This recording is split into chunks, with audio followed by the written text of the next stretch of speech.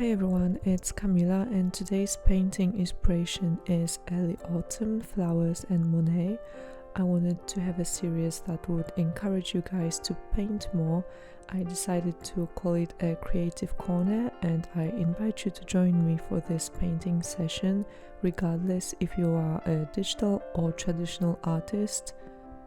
I know we as artists often struggle with perfectionism and we want everything to look impeccable and detailed. However, this may quickly lead to frustration and art block that I've been struggling with myself. So for this exercise, I want you to just go with the flow and put some color on your canvas. And the quote for today is also by Claude Monet, who said this to another artist. When you go out to paint, try to forget what objects you have before you, a tree, a house, a field or whatever. Merely think there is a little square of blue, here an oblong of pink, here a streak of yellow, and paint it just as it looks to you, the exact color and shape. If this idea for a video series sounds good to you, please let me know by leaving me a comment. And you can show me your creations over at Twitter. I have more Krita tutorials on my channel in which I explain my simple techniques that I use and share time lapses of my drawings. So please subscribe if you would like to see more or you found any of my content helpful. This particular video is sponsored by me and my coffee shop. I've just set up my products. On there I've also uploaded some drawings to my gallery, so you can look through my art on there and you can also check out my shop. I have a few wallpaper packs including the artwork from today's video available as desktop and phone wallpapers. But most importantly, I have also prepared a free resource pack for you to go along with this video, and to access it, just go to my coffee page and the shop section. I will also link the pack in the description. You will find the 3 elements: a Krita file with separate layers, the background, my sketch and my color palette, and 2 JPG files of these layers, sketch and colors. I've also included 1 PNG file of the sketch as well, so you can use that however you want. And I hope you will find this useful or just for inspiration. Since I mainly use Krita, I will be explaining how to do everything particularly in Krita, but if you use a different program, you can go ahead and use the other files that I have included in the pack, like the JPG or PNG files. For the Krita file, you can use that however you want. If you have trouble picking the color palette for your painting, you can create your own for this project using the color palette layer that I've included in that file. And now just to quickly show you how that looks like. To open the palette docker, simply go to the menu bar at the top of the page, then click Settings and then Palette. Then select the color picker tool on the left hand side and check the box Add to Palette on the right hand side. Then you can just keep clicking on the colors on the painting and the colors will appear on your palette docker.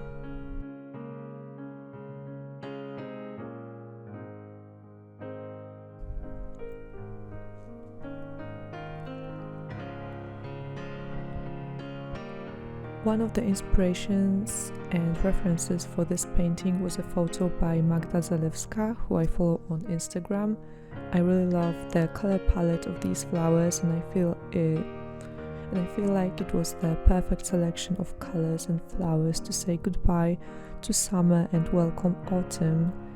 As the entire month of September was so incredibly warm here, the weather was beautiful and I had the chance to visit a lot of museums and cafes. It was a very lovely and healing time for me and I wanted to paint something that would reflect that. I wanted to focus more on splashes of color rather than details and just paint something carefree without thinking much about the result or technique. that's why I mostly use Krita's RGBA brushes that are supposed to mimic real paint. And I started off by importing a background layer. This is a photo of a paper background. It is from Unsplash, linked below, and I also added it to my resource pack in the Krita file. I always like my drawings to look more traditional, and such backgrounds are a great way to achieve this effect. You can also duplicate the layer and change the layer mode to, for example, soft light, or to lighten it, or multiply to darken it. You can watch my other video dedicated to layers where I talk more about this feature.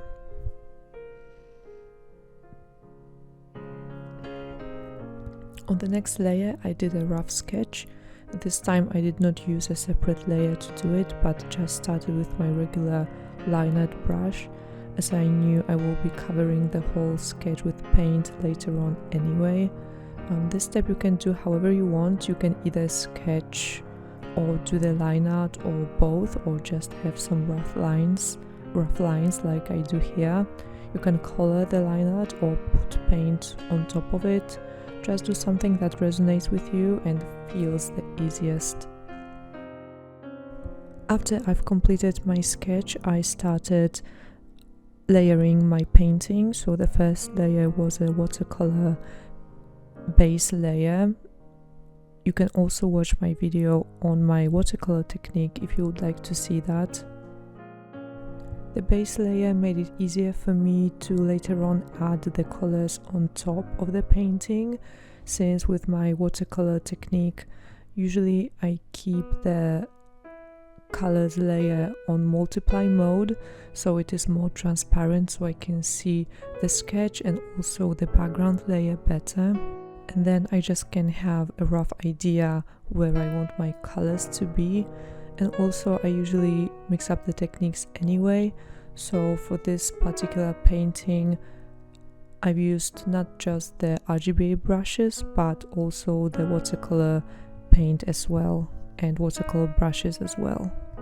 And if you would like to do this step here like I did, just remember to keep your colors very light, as you can also switch the brush mode to, for example, multiply, to create more dimension and shadows in your painting.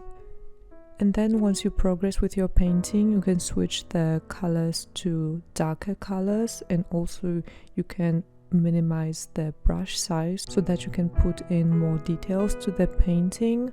So depending on what you want to do with this layer, if you want to have a very detailed watercolor type of look, then you can just keep on adding more watercolor details. But if you would like to mix up something, then this layer does not have to be as detailed and perfect.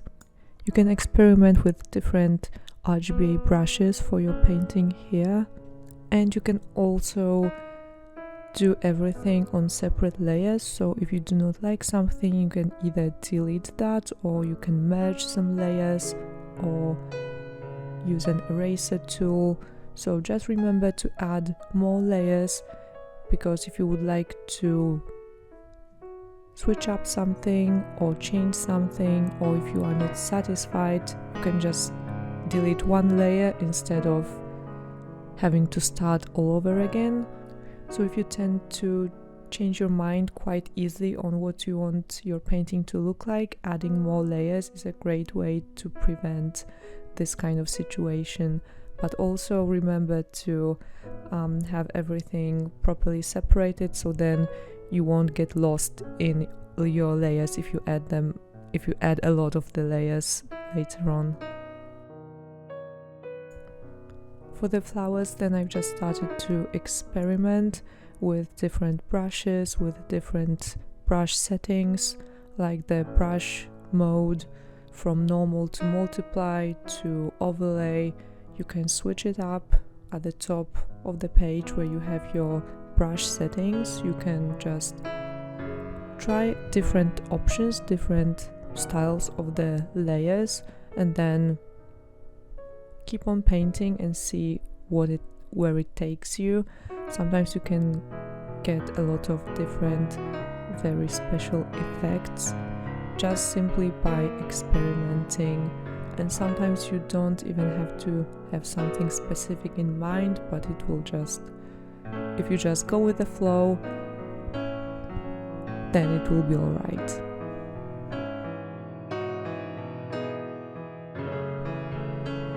That was my first time painting flowers using those brushes. I usually just use them for backgrounds or sometimes for specific elements, but this time I wanted to have something different.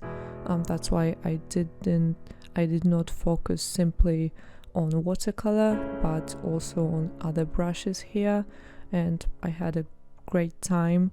I did not know what I was doing.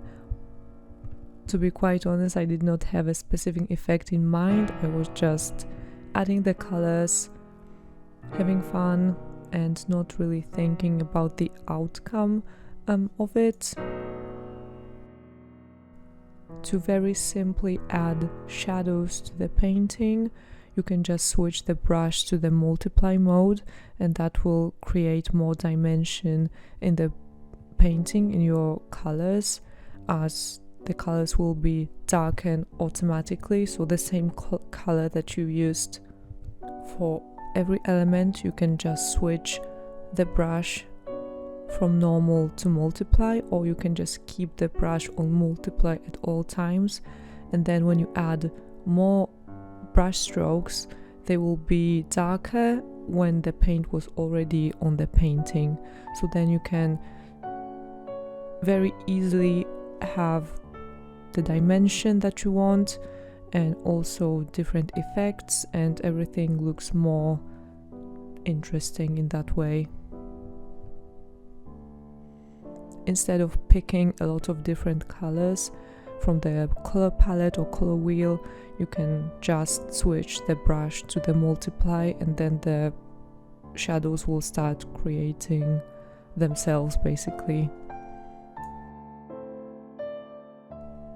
And of course you can keep switching between different type of brushes, like the RGBA brushes or the watercolor brushes, or if you want more pencil work, you can do that as well.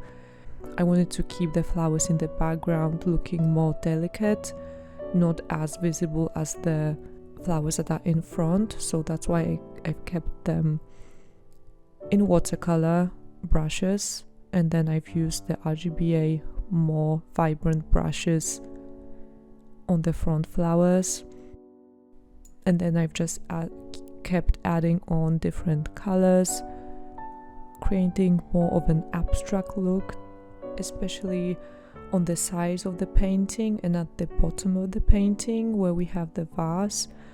At first I wanted to draw the vase, but then I decided against it, and I've deleted that layer, and I kept on adding more colors to have everything more diffused, to have this composition of flowers rather than the object.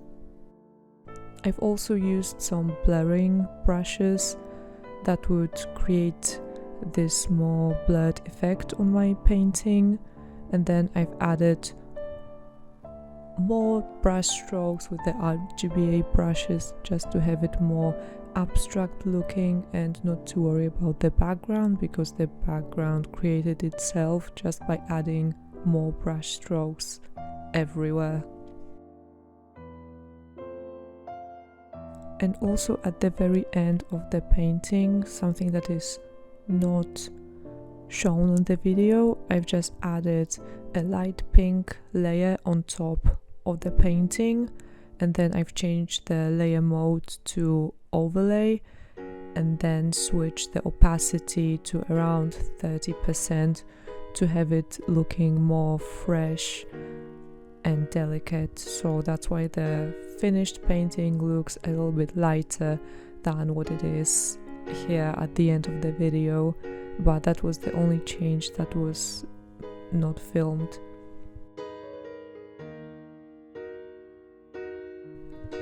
And that's it. This is the end of the video. Please let me know if that was helpful to you, if you've learned something new, or if you've used any of the resources that I've prepared for you, either for inspiration or if you've created something, let me know. I would love to see that. I think it's important to keep up with your art, especially during the autumn-winter period, when we tend to be not as outgoing. Maybe we sit at home more because it's cold, the weather is not as nice, and often that might lead to like seasonal depression or art block. So in order to fight that, let's just do it together, because I know it's hard. So let's try to create something beautiful this season. You don't need to create every day, but just do something that makes you happy, and that is not, and just don't be as harsh on yourself during this time of the year. But I hope that video was helpful for you, and see you in my next one. Take care. Bye bye.